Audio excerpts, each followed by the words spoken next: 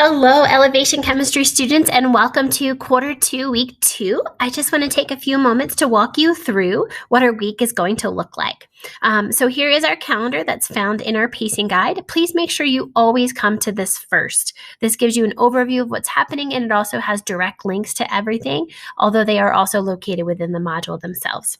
So Tuesday, the 27th of October, we have our virtual class today on Tuesday. And then what I'd like for you to do after class is to use the notes that we walk through to go ahead and complete the practice problems, which account for 12 points here of your overall total for this week's points. If you click on this, it will take you to our actual quiz, and you'll see that it'll remind you to use those notes. You have unlimited attempts to earn your highest score on this quiz. So again, that is 12 points. If we go back to our modules, and again, mine looks a little bit different than yours, but you'll see the overall same thing. Here's our starting guide, which paces us out for the week. Going back to Wednesday. Wednesday is actually a video that I've created on the mixed gas law problems. So I've given you 4 separate problems, and I walked through all of them. When you're done completing them, you actually have another practice quiz to take. So lots of chances to get through working the math connected to these gas laws. You'll see here that in this assignment, I also have the video that's embedded in here. If for some reason that doesn't work, I've also linked it. And then as you go through, you'll then go ahead and take this quiz. You have unlimited attempts as well, also 12 points. As you go through this video, here is actually the video itself. I made one small mistake and I wanted to point it out because I had already recorded it. But in this spot right here, I happen to have the answer in the wrong unit. I had put liters in the video and it should be atmospheres for pressure. So I do apologize for that. All right, as we go back to our looking at our set of things that we're doing for the day, or the week, excuse me, I'm going to go back to our modules. Apologize for clicking around a little bit. And I'm going to go down here to week 2, click on our pacing guide one more time, and that'll take us over here.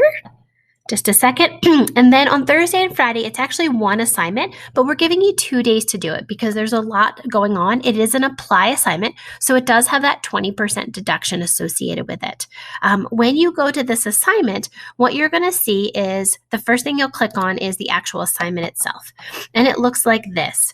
It takes you to the FET, which I'll show you in just a minute.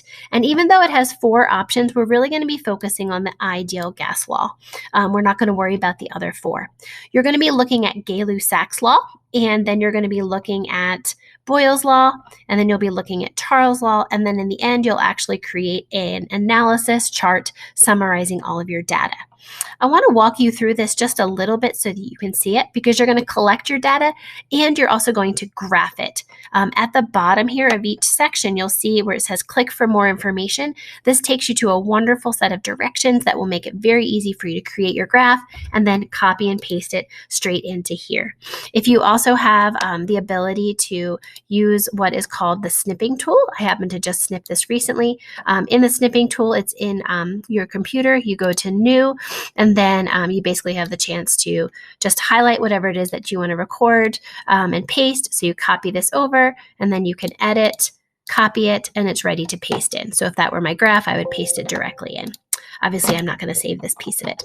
Let me go ahead and show you the FET real quick. And so when you open up the FET, this is what it looks like originally. I just want to orient you to this FET. Over here in the bottom right-hand corner is your reset.